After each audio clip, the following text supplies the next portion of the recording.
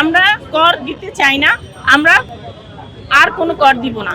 যেখানে মানুষ এটা নিজের পার্সোনাল ব্যবহারের জন্য ইউজ করতেছে সেখানে কেন কর দিব? এখন মনে হচ্ছে আমি একটা খেলনা কিনেছি, বাসায় খেলনাটা নিয়ে যাব, সেটার জন্য আমি সরকারকে ট্যাক্স দেব। বিষয়টা এরকম দাঁড়ালো না। আমরা কোনো কথা বলতে গেলে সেটা দল বিশেষ হয়ে যাবে।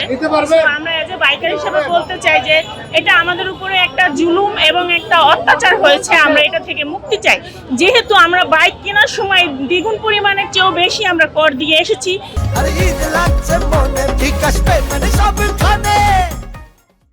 যেহেতু আমরা বাইক কেনার সময় দ্বিগুণ পরিমাণের চেয়েও বেশি আমরা কর দিয়ে এসেছি, আমরা ট্যাক্স দিচ্ছি।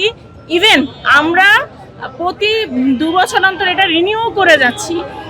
আর সবচেয়ে বড় কথা হলো এটা দিয়ে আমাদের ইনকাম তো নয়, আমাদের এটা তো ব্যয়বহুল, আমরা খরচ করি, সেখানে তো আমাদের আয়কর দেওয়ার প্রশ্নই আসে না। তারপর আমরা অলরেডি দিয়েছি, সেখানে আবার কেন আয়কর দেব? বিষয়টা হলো আমি তো এটা দিয়ে ইনকাম করছি না, যদিও বা ইনকাম করি কয় টাকাই বা হচ্ছে এটা দিয়ে ইনকাম।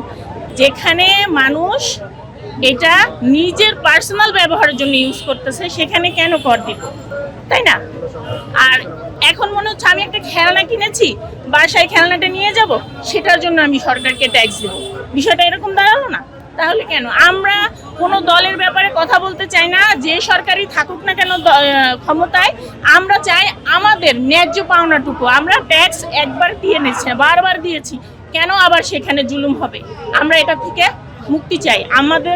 আমার সরকারের কাছে একটাই অনুরোধ যে আমাদেরকে এই ডিসিশন থেকে মুক্তি দেওয়া হোক।